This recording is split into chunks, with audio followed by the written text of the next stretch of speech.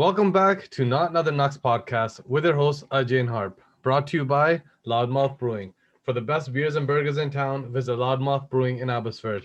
Dude, Demko has been on a tear and it started ever since Francesco gave him the vote of confidence. Right? We're at 5-1 right now, right? PD's been hurt, it's been pretty bad, but Demko's been the sole reason why we've been winning these games. Even today, when they just faced who do they face right now? Ottawa. Ottawa. Mhm. 44 save outing for him. He only let in 2 goals. I know there's a few posts, right? But still, man, like we would have been blown out if it wasn't for him. What are your thoughts on his game right now? He's like you said, like he's saving our asses right now. It's definitely shades of last year with Markey. Oh yeah, And where like we would only be in a game if he was playing on top of his head. So yeah, no, I think Demko's game overall has just been spectacular. And I think like it's great to see just the fact that like he's finally coming into his own. Like we had drafted him so many years ago, and like the fans were patient with him, the management were pretty patient with him, and just like kind of trying to buy time. But then like last year, you would see like other younger goalies like yeah, Carter Hart with Philly, he came in second season and like was like playing like starter minutes. So that like I think the patience was starting to wear a bit thin with the fan base in terms of like, is this oh guy yeah, really our future? yeah, And now kind of seeing him kind of have the ball and just run with it and just kind of show that he wasn't just a bubble goalie, and yeah, like it's not just a bubble Demko, like this guy's legit. yeah, Has been awesome to see. Like, I'm hoping that the team doesn't just kind of rely on him all the time, because like I think we kind of saw that with Mark. You were, like injuries kind of caught up to him just because he had to play so much, and like just kind of face so many pucks. But it's been awesome to see Demko come into his own and basically secure the goaltending spot for the next 10 years, I would say. oh yeah. He definitely reminds me of shades of like early Luongo when Luongo first came into the Canucks, only Yeah. because those desperation saves that he's making with his pads, like Mm. from side to side, crease to crease. Holy shit, man! This guy is like killing it right now, and he is robbing people left, right, and center. Even Yeah. today, there's a few chances. Just like easy goals, if it was Holtby, it definitely would have been easy goal. And I know Yeah. that's an argument we had in the beginning of this season. Mm. We thought that Holtby might be taking the number one position, but Yeah. lucky enough, Bubble Demko did show up again, and he has been, playing lights out. Kind of shades of Bennington, the year he won the cup. I'm not saying that's gonna happen, but it could. Yeah, no, that's a fair point. I mean, like, not to say that they're going to win the cup, but just a goalie that kind of comes into his own that season and plays this well, and the Oh fact that yeah, like I think like I've started to see people mention his name with the Vesna, yeah, right? Like I think if the team was closer to contending for a playoff spot, I think he'd get a lot more votes. The fact that they're so far out with so many games played, I feel like might hurt his chances. Just the fact that like it's hard to give that type of trophy to a team that doesn't make the playoffs. But true, very this true. guy's he's been a huge star in a season that's been pretty down, I would say, for the most part. Yeah. Yeah, man, it's been awesome. I know his save percentage is really high right now, right? Yeah. Especially in the last 6 games that he's played. But I believe it's expected goals against or saves for expected goals against. He's third in the league, right? Yeah, I And saw and that. that's Yeah. crazy. He's right behind Vasilevsky, and I'm just like, that is insane, man. Like that's I don't know. This guy, and it's his contract year too, right? So we better not give him away like we did to Foe. Yeah, you know what? Like maybe let's talk about that, because I did see Yeah. an article that kind of came out about that yesterday, saying that the Canucks might not be able to sign him. Just the fact Oh, that they're no, yeah. I mean like there's about $20-ish million that will be coming off the books this off season, and we still have to sign PD and Hughes to a contract. And they were just saying that like there might just not be enough money around to throw at him. Damn. So like, and I think like I saw earlier today, Rick Dhaliwal, he had posted numbers that he thought Demko might sign for, and I think he was quoting anywhere from 3.5 to 4.5, which I thought was pretty low Yeah. for starters money, because that would put him at just below what we signed Hope for. Because I think Hope he's at like 4 point something. Yeah. Um, but yeah, like I wanted to ask you this: do you think we sign him? I don't see how there's a way we don't sign him, especially Yeah. if we sign Markey for the valuation that Calgary did, right? It makes zero sense that we let Markey walk if we're not going to sign this guy. You know, What would you sign him at? Like, what's a number that you would feel comfortable with?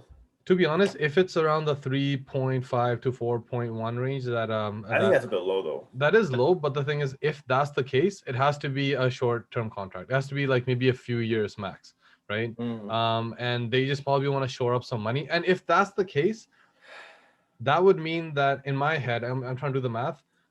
For Hughes and PD, they would be on a similar deal that Besser got. That's the only way this could work. Yeah, so I did see numbers thrown out with a bridge deal with those two. So what they're Yeah. saying is that for PD and Hughes, they would sign a 3-year deal for about 7 to 8 million, Okay. which is kind of high, but it does put up in that Besser type of contract. But the only issue with that though is then, okay, so if they sign 3-year bridge deals, so then your core is locked up. But then Yeah. the following offseason, Besser's up. Then the Yeah. following upseason, Bo's up. And then the following season, you would have Hughes, PD, and Demko up again.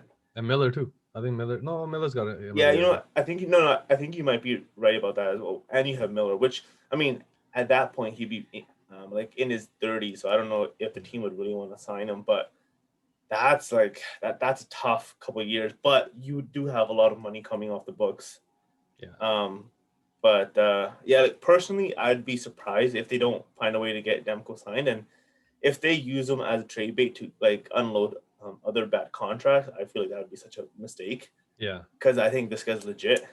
But No, I feel yeah, you. But you know what though? I think that it's gonna be a bridge deal for him as well. I think he's at RFA this year. Excuse yeah, me. Anyways, yes, right? yeah, So they're gonna use that to their leverage, right? And ever since we hired that new guy that kind of takes over the contracts away from Benningham, or anything starts with the C. Oh, Chris Gear. Yeah, Chris Gear. Yeah. I think he has done a pretty decent job with contracts recently, right? So I feel like, especially after the Besser signing, I was like, oh, that's a steal, right? And then this year, Besser is producing amazingly, even for a shortened season. Yeah. But looking at Hughes and But looking, hold on. Like that point is very interesting. Like I do agree his contract is a good one, especially the way that he's producing. But I think it's going to cost him. I think there was a chance that they could have signed him 7 by 7. yeah, true. Right, Yeah. and the Canucks passed on that because they were kind of scared with his whole like injury history. His health. Yeah. But man, like if we signed him for 7 years at 7 mil, Yeah. that's like cost guarantee that like you need, right? So Yeah. I think they kind of lost a chance on that. But that's a good point though that you brought up. Like Besser has been playing really well, and that contract right now is great. But I just don't know what it's going to cost to re-sign him though. But honestly, man, like hindsight's 2020, right? And this is where True. I'm kind of disagreeing with you, right? Only because at that point, even I was saying that Besser might have hit his ceiling. You know, his back injuries, his wrist injuries, like his shot was gone. We hadn't seen his rookie shot in almost 2 years, right? He never had a healthy season. He was injury prone, and things just were not going well for him. So I when he did sign for that, I'm like, you know what, this is a show me contract, and that's exactly what it is. That's fair. That's fair. You know what? Like there were a lot of risk attached to him. So yeah, like that I'm not mad with. But with PD and Hughes, though, I would love to sign him long term. Yeah. But I just don't see that happening. I don't think here's the thing though. If you have the chance to sign them long term for say like 8-9, yeah, and or the bridge deal for like 7-8, you know, wouldn't you just spend the extra million and just do the longer term deal? Yeah. Find a way to trade like a second round pick to make sure Seattle takes Holtby, right? Or even Louis Erickson or something. They trade a first if you have to, right? At this point, you're gonna have to do something, unfortunately. So I just don't think that this year though Hughes has had that great of a year. To be honest, defensively alone, you know, he really is missing Tanev much more than I thought he would. But his offense, he's bringing it. Like offense, he is in the top in the league for defensive points. And PD too, though. I don't think PD's had a good year, to be honest. He's shown like flashes of what we expect. But unfortunately, I still think there's still more to PD that we need to see. And now he's injured, right? And this is supposed to be day to day, and now it's week to week. Yeah. So getting into the PD injury, this is something that who was it? I think it was Jeff Patterson today, and also Satyr Shah, I believe, they were saying that he could be out for another week and a half, and he might not come back until the end of the month. End of the month. Wow, Yeah, because I saw a Green after the game confirming that he was enjoying them on the road trip. yeah. Jesus, end of the month. I did not hear that. That sucks. So it's like the 23rd or the 29th, around then is when he'd probably be joining them. Oh man, that is not good. Because we're missing him. Our offense has dropped off a cliff, and um, Yeah, but to be honest, there's one thing I've noticed with PD gone that has been a bit of a, how you say, like, Godson. yeah, godsend, yeah. Um, our center depth, if we use it well, that's Yeah. pretty dope, man. Like if we went with PD, Miller, and Bo down the middle,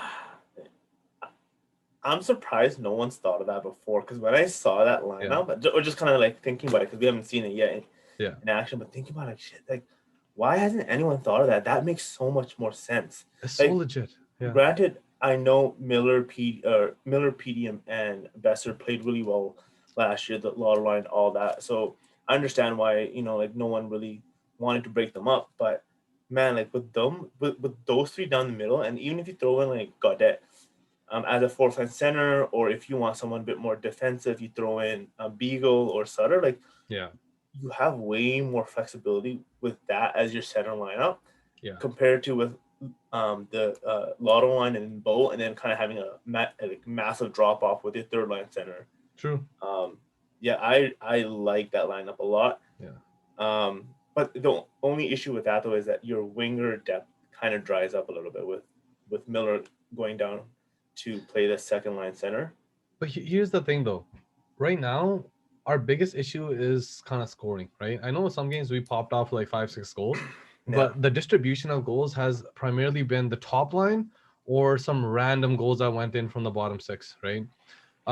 If we were able to align PD, Miller, and Bo down the middle for the first three, to be honest, just with how stable they are, and Podkolzin's coming in too. Assuming we sign Pearson for like, if we don't trade him, which I kind of hope we do, if we we sign him should. for sure, and we Yeah. got some other young kids coming up, like Lind has been playing amazing down, Mm, right in the A. Same with Gadjevich. yeah. Gadjevich has been lights out. He's got 8 goals in 8 games, I believe, right?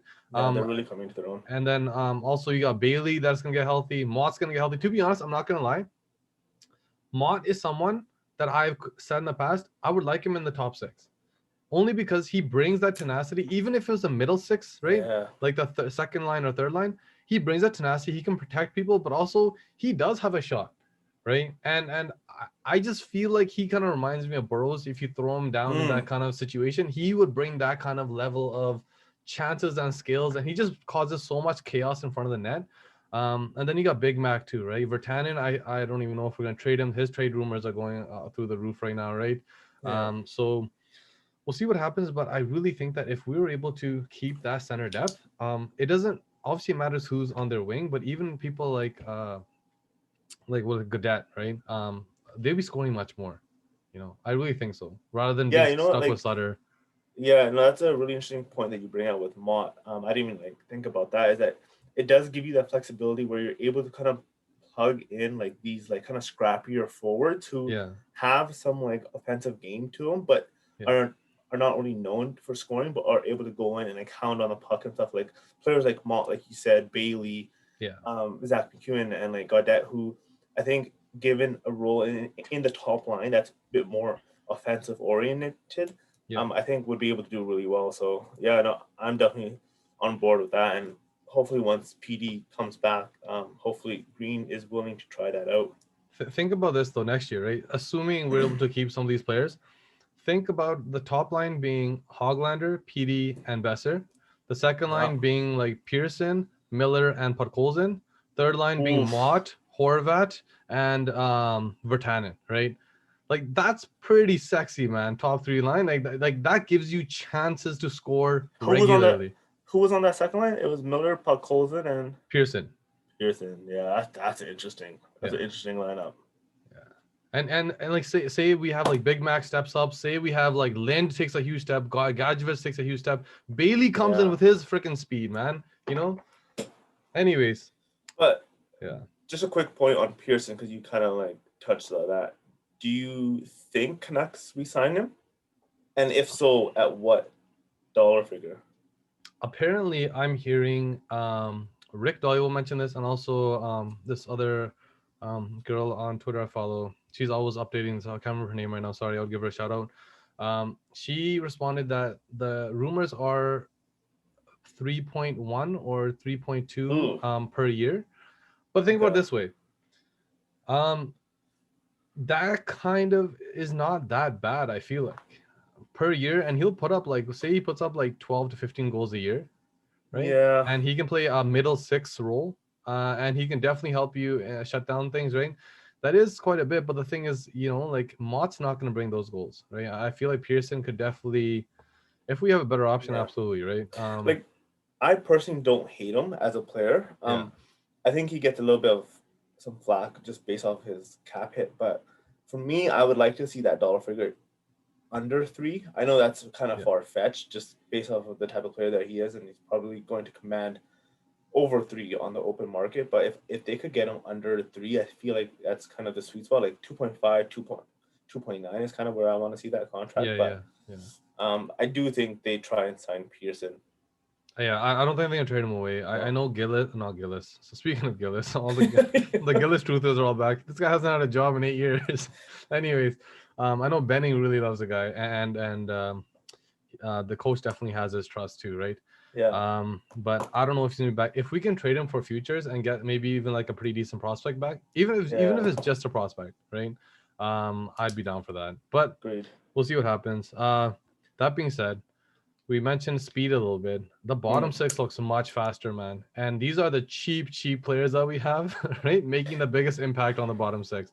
You got Howard Luck, you got what's his name, Mark Yeah. Michaelis, right? Yeah. Michaelis. Alice, They are yeah. so fast and they are so skilled at being tenacious on the puck, taking the puck away, their forecheck, and they're setting up chances. Like I actually really like that. Howard Luck scored today.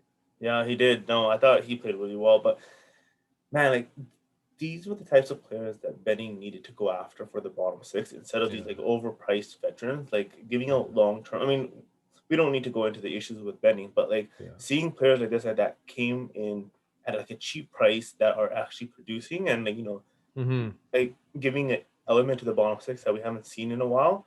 Yeah. And just kind of like seeing the cap hits, like man, like if they just manage their cap hit slightly better, this team could look so much different. But I agree, I like the outlook that they've given us, especially with like the injuries and stuff that we've had to our bottom six. But one player that I kind of wanted to get your thoughts on was Roussel. Okay. Yeah. Um, he's kind of like he's had his moments, but he just hasn't been the same player that we saw in that first season. Yeah. What do you think of him? Do you think he still should be given that the bottom six spot, or do you think that these two new additions have kind of penciled him out? I think these two new additions have penciled out for sure. But here's the thing, right? Like I'm gonna go a little bit back and forth on this situation. Um, I think he started off the season terribly. Like I was watching him play, I'm like, this is worse than Louis Erickson, right? But the thing is, in the last few games that he had played, I Yeah, thought that he was actually moving his feet and he was getting people's faces. He was doing what he needed to do, right?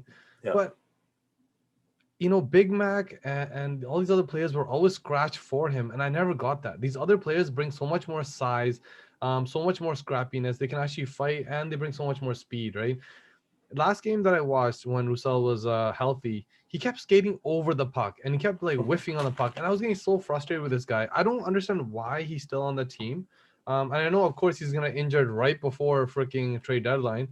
But the thing is, like if we have a chance to offload him and offload his contract, we should 100% do it. There are teams out there yeah. looking for someone like him. I heard Montreal might be interested, but I think we need to let him go now. And same with Oh, Sutter. 100%. This Sutter's last year, let him go. Yeah, yeah. Like Roussel initially when we had signed him, like I was on board with it just because I liked him as a player with Dallas, but I feel like at some point I think he got concussed or something, and like Yeah. he just hasn't been the same player. And yeah, I've just been frustrated with it. And I think if we could unload him, we should. Same with Mhm. Sutter. But yeah, no, I think overall, I think the bottom six has started to kind of come into their own, and I'm hoping that as this kind of start to put some games under their belt, they're able to kind of chip in a little bit more because we will need them. Yeah, And then absolutely. I also saw that Mott traveled with the team, Oh yeah. which will be a much needed boost to the lineup because we need them in there. Oh yeah. Our depth right now is being tested so severely. Yeah, Yeah. man. One thing I want to say quickly was this: when it comes to Roussel, he has something what I like to call like the father syndrome, right? um, same thing happened with Dorsey Hordichuk. These guys were like in your face, ready to throw punches, did not give a shit. And then all of a sudden they had a baby girl, right? And then they just became like these big softies and never were the same players again. I'm Yeah. not saying that's the reason why, but I feel like, kids change people, especially these rough and tumble guys. Yeah. Did he Kids have a change. kid recently? I believe he has a few really young kids, and Oh, okay. I believe he had a baby last year or just the year before. And right after that, Yeah. I'm like, this guy's not gonna be the same. And you know what? I'm not saying I'm Damn right, but I babies. am saying I'm right. Yeah. With that being said, man, if we're able to keep this up, our chances of making the playoffs, I mean, I don't know, right? Like this is the thing I keep battling. I know the Benning Bros and the Benning haters, or what are they called? Bitter Bros are fighting always on Twitter. I consider myself like in the middle, but Yeah. what I are your mean, thoughts, man? Right now we're like 1 point out or 2 points out. we are currently 3 points out. Oh, Montreal won today. Shit, we were literally just 1 point out. Yeah, so Montreal won, but the good thing is that I think Calgary won. Yeah, Calgary won 4-3. So Edmonton, who I think is a team that we could catch, Yeah. they are 6 points in front of us, but have only 2 games in hand, Okay. Yeah. right? And we do have some matchups with them coming down the road. So I think if we can beat Edmonton, Yeah. would because I think we're facing them next week in a 2-game set. If we win those 2 games, we're just 2 points out, Yeah. right? That's sick. Do I think they'll make it? No, Yeah. just because like Chances are tough. the bad start just put us in such a hole Yeah. that we just need so much to work in our favor to make things work. But Yeah. looking at the points and the numbers, like yeah, we do have a lot more games played, but as of March 31st, so in like 2 weeks, the entire division would have played the same amount of games. So we'll know where we stand in 2 weeks. In 2 weeks, man, if we're like even 5 points out, like I don't think we're gonna make 5 points, I think, is something that they can claw back in, but Yeah. they just need to be in striking distance by the end of this month. Did you hear what Francesco Aquilini tweeted out today? No. After the game, he's like, not sure why we were so dismal at the start of the season, but the wins are starting to come, and man, what goaltending we're getting. So I'm like, yeah, Frank the man, Tank. he doesn't even know how the hell are we gonna know, right? But yeah, so like, do I think they'll make it? No, just because the massive hole and that they just put themselves in. But just looking at the numbers, though, man, like they could make a run if they just put a streak together. Yeah, we've won a couple in a row now. Yeah. We've got another one against Ottawa. I mean, we need those points. Like, absolutely, those are just giving you points. You need to bank 2 points. The 2 games coming up against Montreal, man, we need those wins. Yes. Yeah, those are must-win games. If we can get those down, we are set to make a run. We really are. If we lose, even if we win just one of them, but if we lose both, I think we're done. What do you think that they do with Demko just kind of going forward? Do you think they just ride him now? Oh, they're riding him for sure. Yeah. Yeah? This guy plays 6 straight games. They're riding him. I think. Go ahead. Well, like we have a day. So we're not playing tomorrow. We're playing the day after against Ottawa. So I think that's a pretty easy start for Demko. But then the 2 games that you just talked about with Montreal, those are back-to-backs. Do you start Hopi in one of those 2, or do you just ride Demko? I think you start Hopi in the first one. Really? Okay. Yeah. Only because in the back-to-back, you know what? Actually, no. You start Hopi in the second one because our chances of getting blown out in the back-to-back are really high. The team in back-to-back games, I don't know what it is. We tend to just kind of falter. And everyone seems slow and tired and just like not in it. This year is just such a shit year, right? In general. Yeah. But the thing is, I think Demko gives us the greatest chance in the beginning. Or you could try to be strategic and think that, you know what, I know the team's going to be tired. Put Demko in game 2 to give us a chance, right? But I wouldn't do that because if Hopi shits the bed game 1, then they're gonna have no motivation for game 2. Exactly. Yeah. What I would do though actually is start Hopi the next game against Ottawa. Yeah. and then do back-to-back with Demko for Montreal. Okay. Damn. That's smart. And you know Just what? because, That makes like, sense. I Ottawa gives mean, you a better chance. yeah, like Hopi, I do think should be able to hold a fort against Ottawa. Granted, the game today, I think if Hopi was in net, we would have lost big time, like 4-1, 5-1. But Oh yeah. I do think that the boys will come out better next game, Yeah. and not allow as many shots. But I think I start hoping next game and then just ride Demko on the in the back to back, because that game, like you said, is big against Montreal. You know, there's a chance that they might just ride him all 3 games. Could You be, know, yeah, we could did that be, with Luongo when Luongo first came here. yeah. But the only thing that I'm scared of is that if he gets hurt, there goes our season, Mm-hmm. True. Very true. right? Yeah, Um, that being said, one player that's been kind of sticking on my mind, actually two players, the defensive pairing of Edler and Schmidt, they've been actually pretty steady, and their stats are pretty decent. They're not the best, but yeah, they've been pretty good.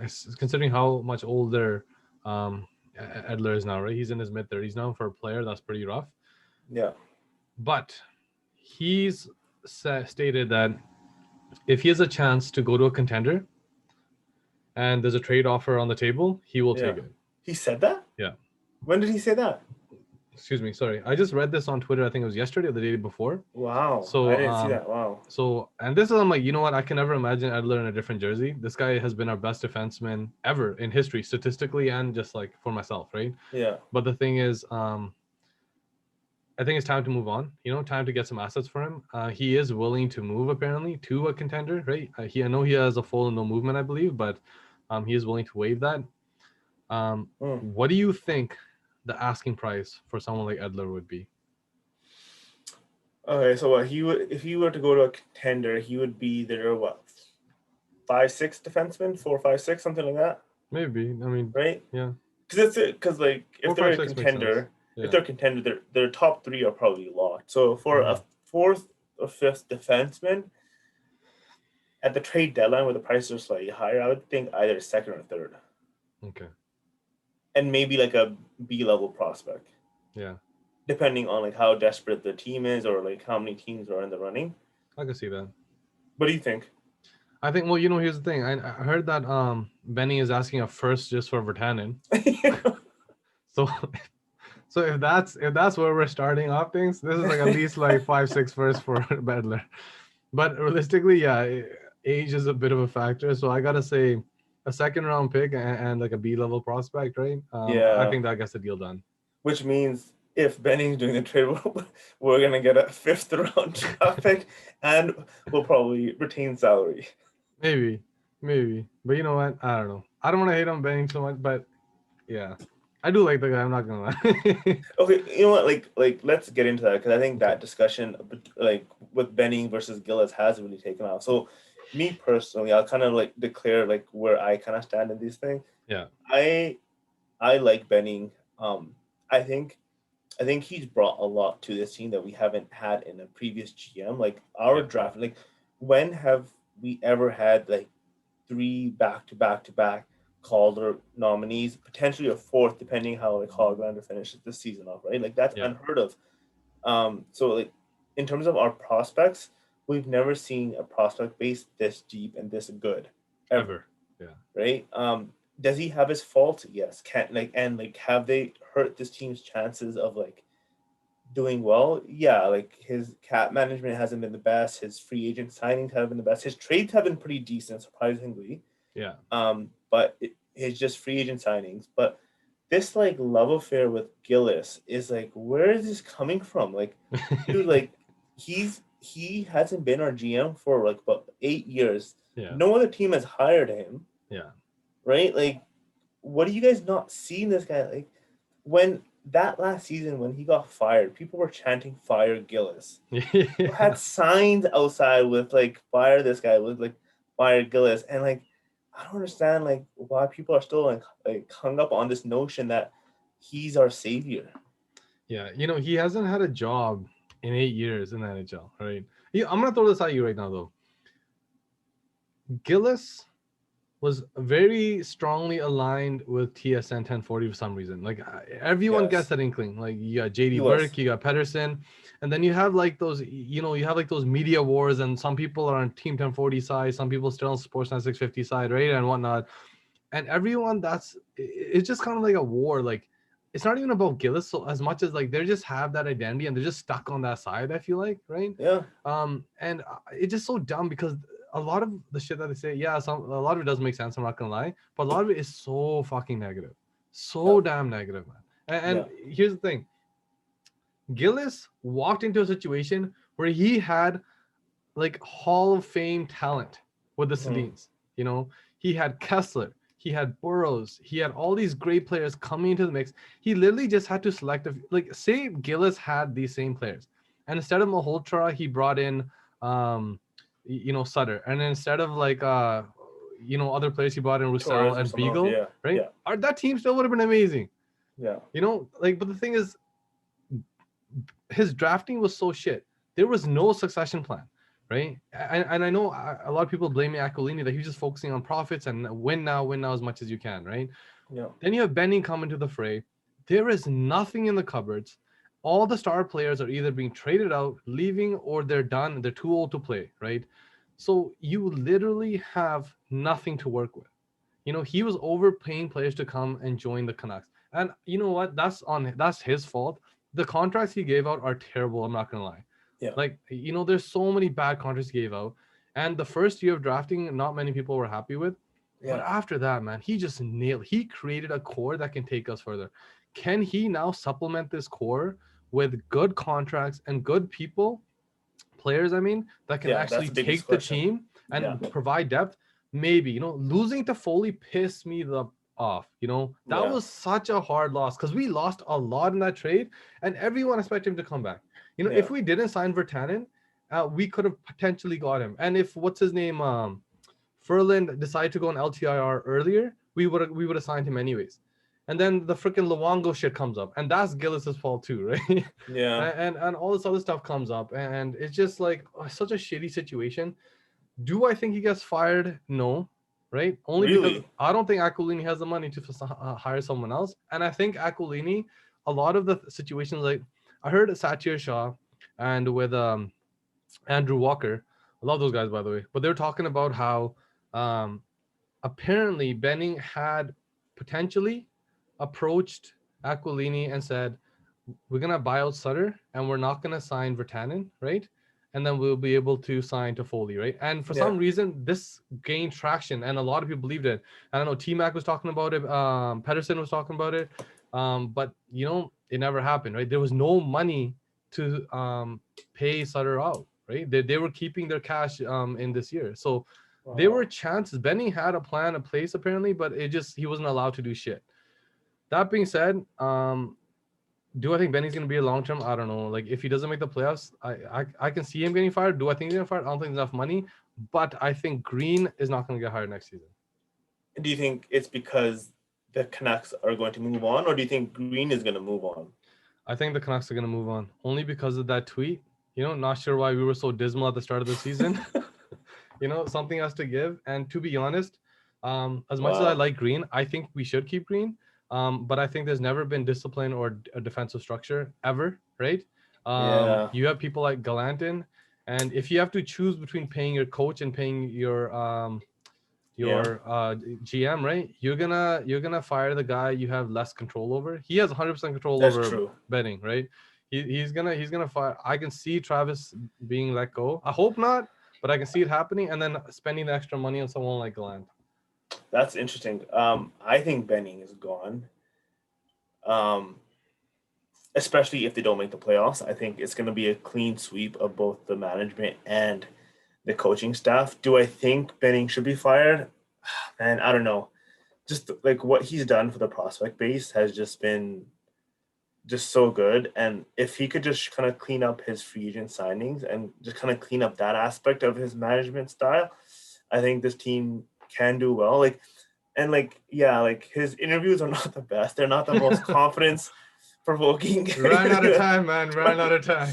Like I do understand why Aquilini had Trevor Linden as like the mouthpiece and Yeah. Benning as like the guy that was doing, because like when he speaks, you're just like, dude, what Shut are you up. saying, right? Yeah. Like, Unfortunately, look at him like an idiot. yeah, Yeah. yeah, and I just think it's just his nature not to be not to look like an idiot. He just comes across very honest, and like he Yeah. just says the first thing that kind of comes to his Yeah. to his brain. So I think, um, but that's interesting. Like I do think that they will fire everyone at the end of the season. And granted, yeah, they don't have enough money, but I just don't see how you can sell the fan base on promise for next year if Yeah. the fan base is like basically demanding his head. Yeah. And to be But honest, I can definitely see that. yeah, Like when you mess up your boss's money, you're done. yeah, yeah, Right? And we're not talking like orders of sales. Like this is millions upon millions of dollars, and this is close to billions dollars in revenue, right? yeah. So that being said, man, I don't know. I don't think he's gonna go because I don't think there's money. But can I see him going? Absolutely. And if he does go, I just want someone that can manage the cap. I believe he's created a core of drafters Yeah, that is much better than what Gillis had.